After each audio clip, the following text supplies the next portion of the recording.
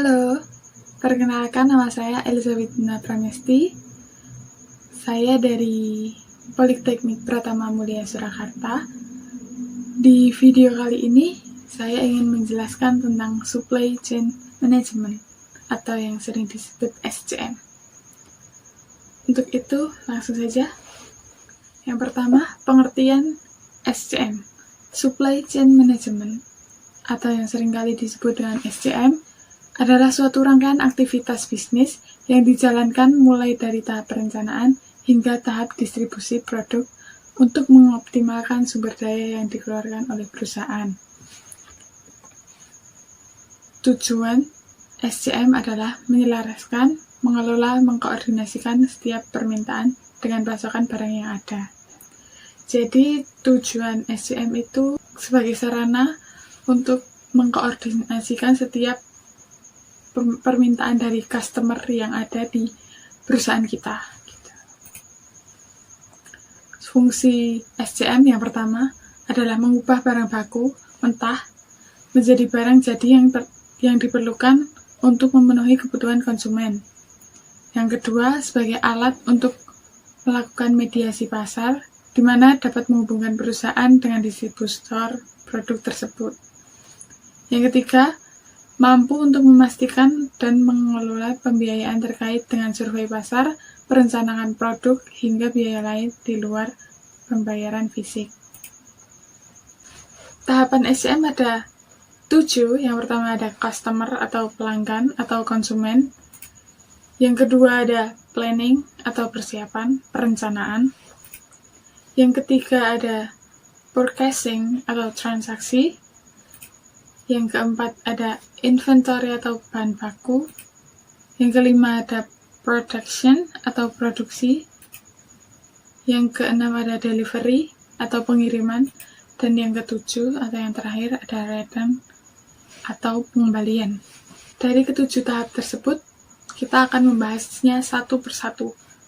Yang pertama adalah customer atau pelanggan. Tahap pertama ini dimulai dari konsumen atau customer yang memesan barang kepada produsen. Jadi, customer adalah tahapan yang pertama dari SCM, karena SCM ini akan terrealisasikan dengan adanya pesanan dari customer. Yang kedua, planning atau persiapan, yaitu tahap di mana setiap tim atau departemen yang terlibat dalam membuat strategi atau merencanakan produksi produk yang dimintakan klien. Jadi, di planning ini kita membuat strategi untuk perencanaan produk yang diminta oleh klien. Yang ketiga, purchasing atau transaksi. Proses ini dilakukan oleh tim atau departemen pembelian sesudah menerima rincian rencana produksi dari tim perencanaan. Setelah itu, tim pembelian akan mengontak atau menghubungi pihak pemasok untuk melakukan pembelian bahan baku dan pendukung. Yang keempat, inventory atau bahan baku. Langkah selanjutnya, bahan tersebut akan diolah dan dimasukkan ke dalam pabrik untuk dilakukan pemeriksaan kualitas. Jika kualitas bahan tersebut telah memenuhi, maka bahan baku tersebut akan disimpan di dalam gudang penyimpanan. Yang kelima, production atau produksi. Tahap ini akan memproses antara bahan baku dan pendukung untuk dijadikan sebagai produk yang dipesan oleh pihak customer. Yang keenam, delivery atau pengiriman. Proses pengiriman barang yang telah tersimpan dalam pabrik untuk didistribusikan kepada setiap pemesan atau konsumen produk.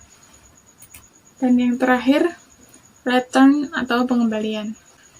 Pengembalian pesanan biasanya terjadi ketika konsumen mengajukan pengembalian karena kerusakan, kekeliruan, ataupun keterlambatan.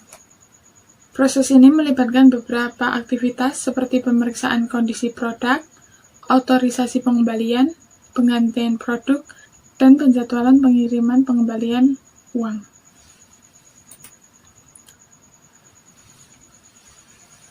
Selanjutnya adalah strategi SCM.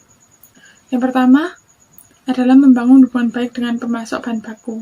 Jadi strategi yang pertama ini mengharuskan kita untuk membangun hubungan baik dengan pihak pemasok, karena agar SCM ini dapat terrealisasikan dengan baik. Dan yang kedua adalah meningkatkan pelayanan terhadap kepuasan customer.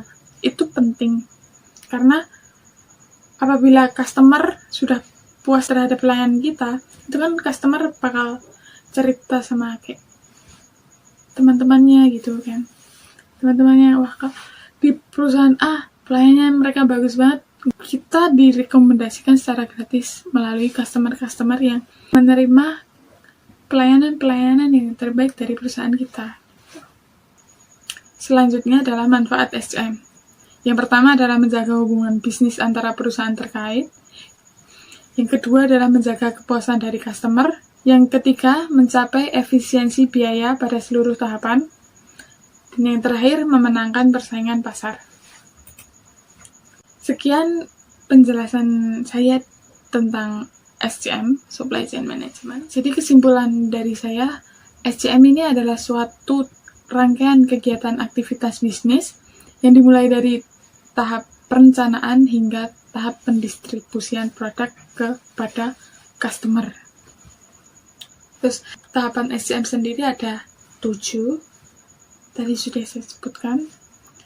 Dan SCM ini sangat penting bagi perusahaan, karena SCM membawa nama baik perusahaan. Apabila SCM tidak terrealisasikan dengan baik, nama perusahaan bakal tercoreng gitu kan. Jadi SCM itu benar-benar harus terrealisasikan dengan baik step by step-nya. Sekian presentasi dari saya. Apabila ada salah kata atau kata-kata yang tidak berkenan, mohon dimaafkan.